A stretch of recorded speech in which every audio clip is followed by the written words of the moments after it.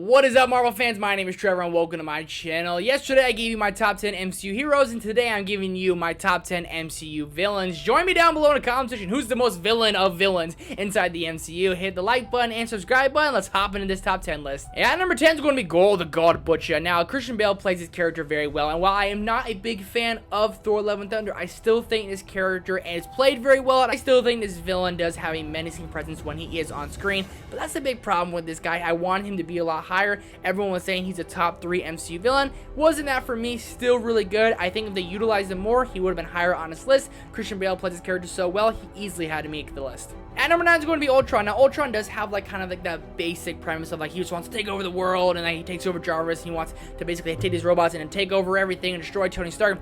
We've seen that before, but Ultron brings such a physical presence to the screen, he had to be on his list. I mean, he wipes the floor with Thor, he gets everyone to kind of turn against each other, and he has that physical dominant threat that I really enjoy seeing on screen. At number 8 is going to be the Goddess of Death herself, Hela. This character is badass, awesome, and she literally takes away Thor's eye, and no one's gonna stop this girl. Literally had to be stopped by a ginormous Ragnarok lava dude with a sword.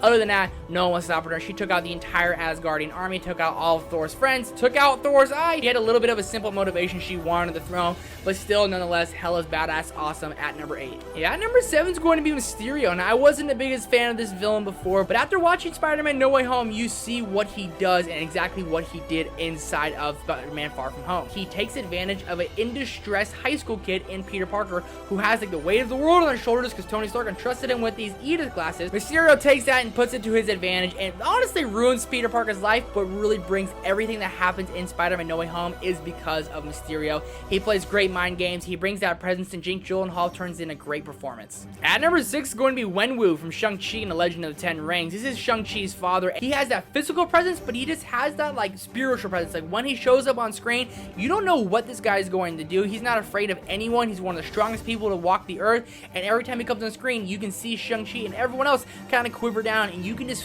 feel the tension that he brings, and that's why I love him so much as a villain.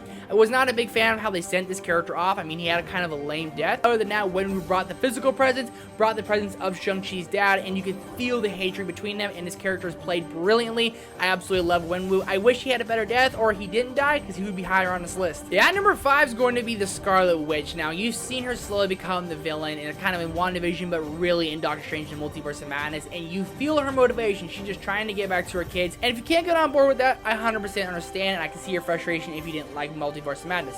For me, it worked. I liked her motivation. I love a villain with good motivation. Her entire life was taken away, and she's just trying to get back to that, but no one could stop the Scarlet Witch. Only one's going to be able to is herself, and she's not dead in the MCU, even though they kind of had a little send-off for her in Multiverse of Madness.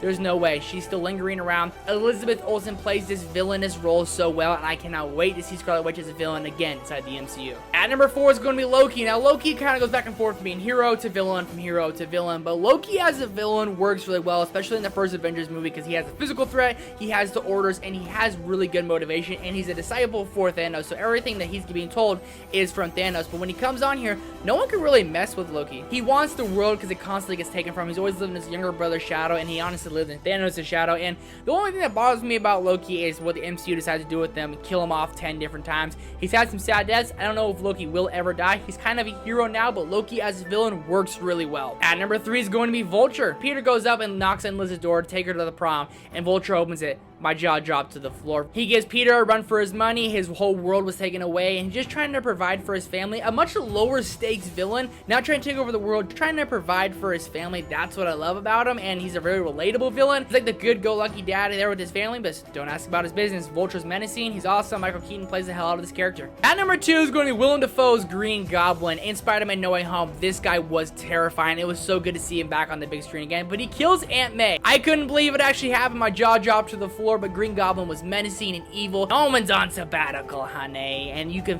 feel that physical, scary presence. He has that horror and physical presence both when he's on screen. Willem Dafoe plays his character beautifully. He has the dual personality of Norman Osborn and the Green Goblin, plays it so well. He's terrifying, he's awesome, he's badass, and he gives Peter Parker a run for his money. Hope we get to see Green Goblin in the future of the MCU. I don't know if we will, but my goodness was he great. Number 1 is going to be Malekith from Thor: The Dark World. I think this villain is incredibly underrated. Totally joking with you. At number 1 is going to be be Thanos. Thanos is the big baddie of every single movie in cinematic history. No one's ever going to be as big and bad as him inside the MCU, and he's the first villain to ever win and get carried on to another movie. That's what I love so much about him, and he has proper motivation. While it is outlandish and crazy, he's talking about genocide here, his motivation does make sense, and he fully believes in that. He's physical, he's scary, he's awesome, he's badass, and you can honestly see where he's coming from. Not a lot of times does that happen with a villain, and he actually wins in Avengers Infinity War, something you really never see. He's the absolute perfect villain. He's the best villain inside the MCU. He's absolutely my favorite villain of all time,